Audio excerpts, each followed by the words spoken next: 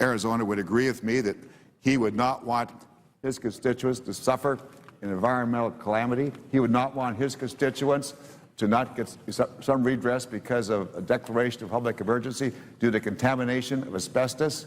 I assume the senator from Arizona would very much stand up for his constituents. Let me explain this provision. In the law in 1980, this Congress passed a law in 1980, it's called CERCLA. That legislation said that whenever there's a declaration of a public emergency because of a contamination in a Superfund site, that the government has an opportunity to declare a public emergency and help those people get medical care because of contamination of asbestos. In this case, especially something called termolite, which is even greater damage than ordinary, causes greater damage than ordinary asbestos does. And I would assume that the senator from Arizona would want his constituents to get some help from contamination from asbestos. May I respond? Absolutely. All the senator had to do was have it authorized, bring it up on the floor as an appropriation, and I'm sure that the senator's arguments would have been far more cogent than jamming it in to a bill which has to do with health care reform, over a policy of health care reform. And this bill, this legislation, and this cause of the senator from Montana has been turned back several times on other grounds. I am responding. Claim my right to the floor. I'm responding to the senator from Montana. The floor because he doesn't want to deal in good faith with this issue. Second point.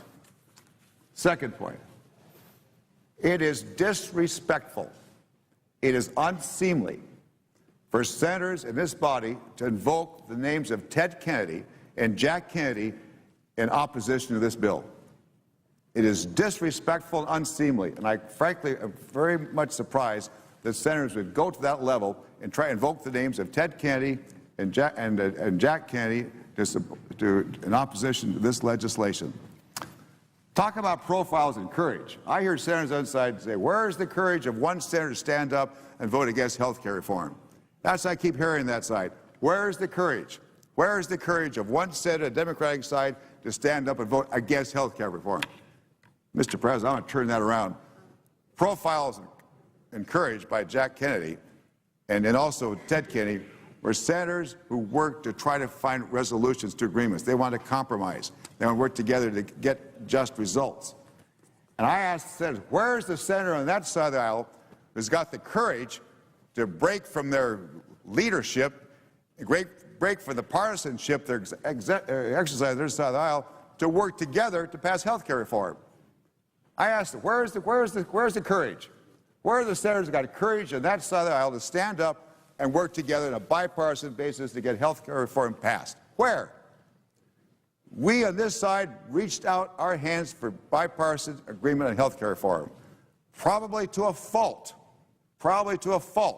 And I say fault because for months and months and months, this senator anyway, extended the hand to work with other senators at a bipartisan basis. I know that the current occupant of the chair very much knows that. He watched this, he saw it happen in the Finance Committee, and Senator Grassley and I worked very hard to get senators on both sides of the aisle to work to pass health care reform.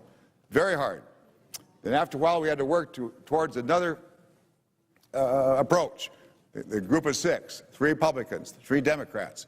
We worked for days. We worked for months on a bipartisan basis to get health care reform passed. You know what happened? I watched it happen.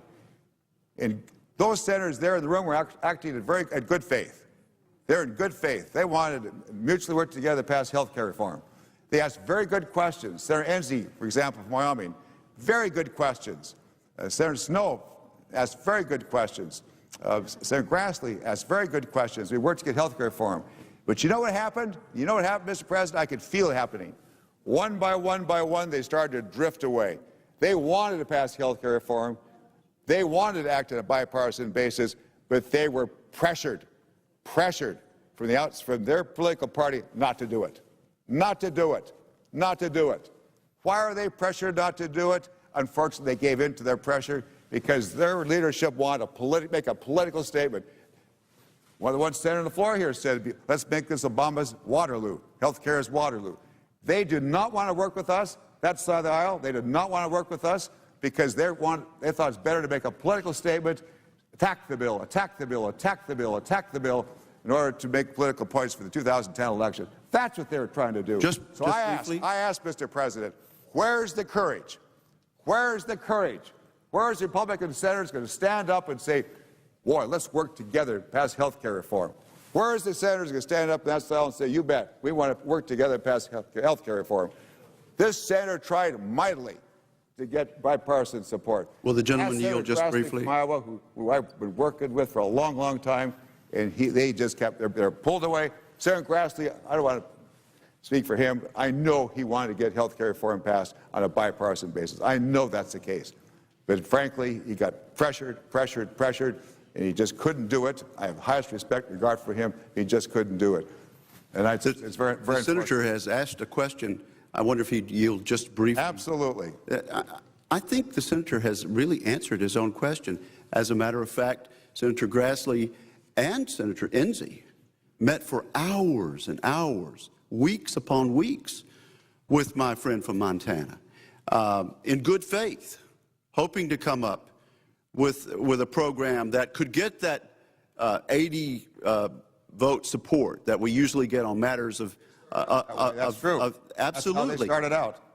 And then eventually it dawned on them that my friends on the other side of the aisle wanted to Europeanize the health care system of the United States of America, to cut Medicare. I'm going to reclaim my time. I'm going to reclaim my time. I thank the gentleman for yielding. I want to tell the senator that is not what happened.